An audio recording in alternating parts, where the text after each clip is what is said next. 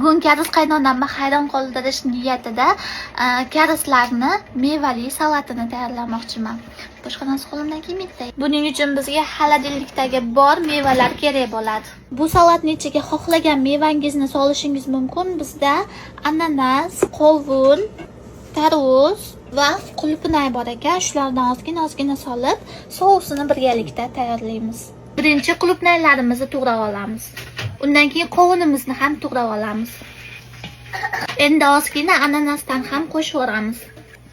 Va albatta tarvuzdan ham qo'shib o'ramiz.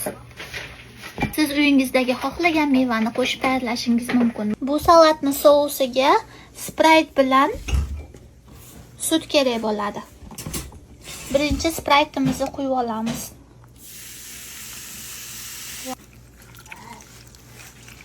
Va ozgina shakardan ham qo'shib o'ramiz.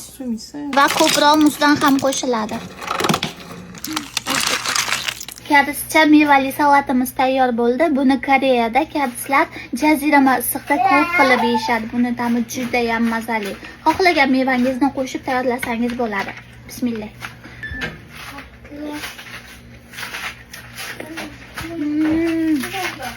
Sut bilan Sprite qo'shib sousini tayyorlab olasizlar.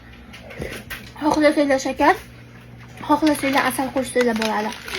Bu salatni karis qaynukam juda ham yaxshi ko'radi.